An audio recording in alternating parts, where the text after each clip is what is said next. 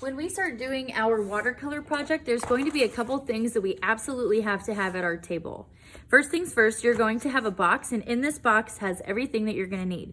You've got 2 water bowls, a roll of tape. This is going to help secure your paper down to the board. Clean paintbrushes.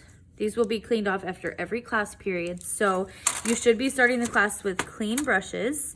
You're going to have a roll of paper towel in your container, as well as paint palettes. There should be one in here for every student at the table, so that way you don't have to wait on other people to finish using those colors. That's just gonna start to slow you down if that continued to happen over and over again. So everyone's just gonna have their own.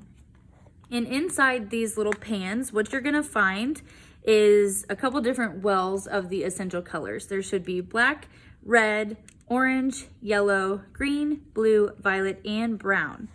In some of your containers, there may be a paintbrush in there already, but it doesn't mean all of them have that, which is why there are extra brushes in this little metal tin in your caddy. And this little tin is just to help keep things from rolling around, and so we don't lose brushes under all of the palette piles and things like that.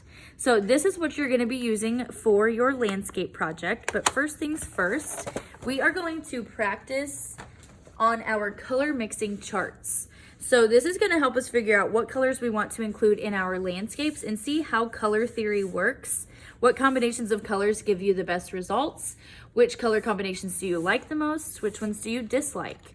So the first few things I need are a water bowl, my watercolor palette, a brush, and also a paper towel. This is just gonna help clean up any mess. I can dab my paintbrush on here to make sure that I'm getting all the color out before I move on to my next color and things like that. So what you're gonna get first and foremost is your color mixing chart. And on this color mixing chart, it is printed on watercolor paper. So it is a little bit thicker than computer paper or printer paper that you're used to. This is meant to absorb water. So the paper is supposed to be wet while you are painting on it. And the reason for taping it down here is to prevent any buckling or curling and kind of like bumping that happens in the paper. Now remember, it is paper, so it is going to have a little bit of buckling, but we can prevent that more by taping the edges down and really making sure it's secure, pressing down hard where our tape is. So after my paper is secured to my board, what I'm gonna do is start working on my color mixing chart. Now, if you look here, I have red, orange, yellow, green, blue, violet, brown, and black. I also have those exact same colors going down the long edge here. And what you're gonna be doing is basically filling this chart row at a time. So this whole section that's labeled R, I can paint red the whole way down. And then the orange one, I can paint orange the whole way down, because these cross sections are going to show the other color overlapped with the original color. It doesn't matter which direction you go first. You can go from left to right, or you can go from top to bottom. But I do recommend doing a whole stripe first, so that way you're not quadrupling the amount of work you're doing by really slowing yourself down and doing red on red and then doing red on orange individually. Just paint a whole stripe. It's gonna save you time, and it's gonna make everything blend together nicer if there's already a foundation base put down. So I'm gonna show you a couple different techniques, and we'll do a technique practice shortly. But first things first, I need to get my brush wet. If my brush is dry, I'm not gonna get a good amount of paint on here. Now remember, this is called watercolor. So the more water we have, the better it is. This paint is activated by water. If we are not using water, we are not using the material to its full potential. So I'm going to soak my brush, really make sure I get a good amount of water in those bristles. And then I'm gonna start off in my red category. Now, when you are painting with watercolors, they like to bleed and move around. Watercolor has a mind of its own, and it's going to do whatever it wants. So you need to be able to control it as much as you can. So first things first, I'm going to paint this red strip here. I'm gonna get my brush wet, and then I'm going to dip into the red well in my palette. If you're ever finding dirty paint colors in your paint wells, you can kind of just brush them onto the top part here. We'll clean them up at the end of class just to make sure you get all of the dirty color out. But keep in mind, the more you go back and forth with your water, you're starting to contaminate your water. So what we need to do, I'm just gonna rinse this out and then clean it off on my brush. What we need to do is paint one whole strip with water. So we're gonna do a technique right here that is called wet on wet. And once it dries, it actually becomes what is called a glaze. So I'm gonna do this first strip here. There is a little bit of red residue in the water, but that's okay because this row is supposed to be red anyway. So I'm going to get this all wet with water first, try to stay inside the lines, otherwise it's gonna do a lot of bleeding and running, and we're not ready for that yet. I'm going to skip around from color to color so that way these dry sections in between don't have any overlap of a wet on wet. So I've added water to my first section, and then I'm just gonna dip into my red and paint this whole strip red all the way down because I'm in the R column. So these can all be red at one time. So I'm gonna take my brush, glide along the edges, and fill this entire column with red. Now, again, watercolor is meant to be in conjunction with water. So if we're not using enough water and we have a really rich, solid paint color, we're not really doing the watercolor full justice. So I added a little bit more water to my brush. Now I'm just dragging this back down. It's kind of like diluting the paint. So think of it like Kool-Aid. If you have a tiny, tiny glass of water and you add an entire Kool-Aid packet, your Kool-Aid is going to be very vibrant in color. It's going to be very bright. It's going to be very sour. It might not taste that good. But when you add the right mix of water to the right mix of Kool-Aid powder, you're gonna get a nice watered down version of that color. And watercolor is very delicate and it's meant to be transparent, meaning kind of see-through. You should kind of be able to see the paper through it. Now we're not looking for an opaque color here. That means you can't see through it, it's solid. This is not acrylic paint, this is not tempera paint, it is meant to be very faint. So I've done this red column. I'm gonna move on. I'm gonna skip orange for now and do the yellow column and so forth. So that way I'm not overlapping and getting wet on wet.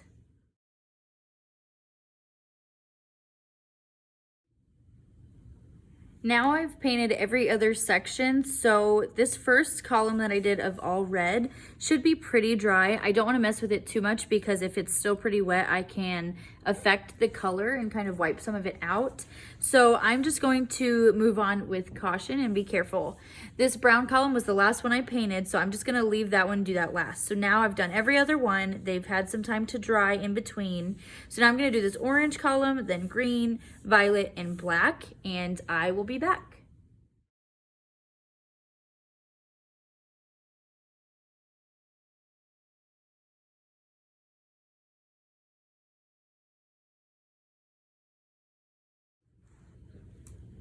Now, as you can see, some of the colors did begin to bleed together a little bit. This is a technique called wet on wet, which I'm going to show you in just a moment. But as you can see, they kind of bleed together. The purple is going into the brown a little bit. The black is going into the brown a little bit. So even when I skipped these columns, they still were a little bit wet, but that's okay. This is just our color mixing chart practice. This is just a small exercise to show us what color combinations work best for us. So now that I've painted all of my columns going in one direction, I can paint going the opposite direction now. So what I'll do is the same exact thing, but going the other way. So now I'm going to see how, I'm gonna go this way and I'm gonna see how red interacts with red, red interacts with orange, red interacts with yellow, green, blue, violet, brown, and black. So I'm going to do my strips of red this way. Then I'm going to skip one just because orange is right next to that red and the red is gonna be wet. So then I'm gonna move on to yellow and then blue and then brown. I'm just gonna skip around so that way the whole thing doesn't start to bleed together.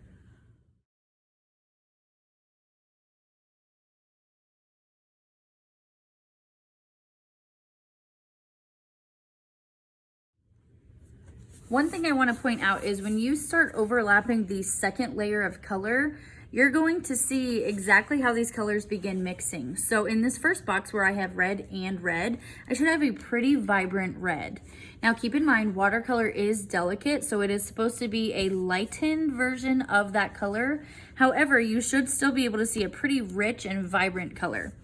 Now, when I mix red with yellow, that makes orange, and in my watercolor, that's showing a pretty accurate depiction of orange. So this is starting to show you how the colors do layer together. Where blue and red mix, it's a slight purple. It's not super, super violet, but it's on its way. And then as you can see, they are becoming true to their actual color pairings.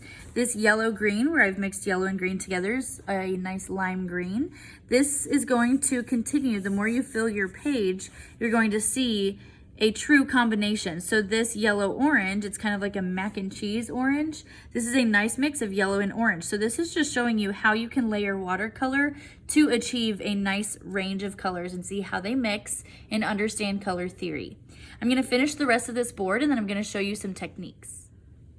Now, one thing you don't have to do when you are going back in the opposite direction is re-wet each strip. So if you are working on a wet piece of paper and you keep adding water to it, you're just gonna start having a runny mess. So all you really need to do is just make sure your brush is wet and you are dipping into the wells and just going on to the next color. So like I said, I've been skipping every other section, so it should be dry where I'm ready to lay down the green. So I'm just gonna dip my wet brush into my green paint. I do not have to re-wet this. I'm touching it, it's dry. So what I'm gonna do now is layer my green over the colors that are already there, kind of spread it out. Now, if it does look too dark, like it's too opaque, you can't see through it, that kind of defeats the purpose of watercolor. If that's happening to you, I do recommend adding a little bit of water, but we don't need to create a wash and totally rinse this clean because you're just going to have running water everywhere. So add a little bit of water where you think it's necessary, but when you go back to do this second pass of colors, you really don't need to create that wet layer first. So I'm just dragging my color along. You can still kind of see the red shining through the green here. So I'm not gonna add any more water. I'm just gonna continue with my violet category and the black category with just a wet brush, not wet paper.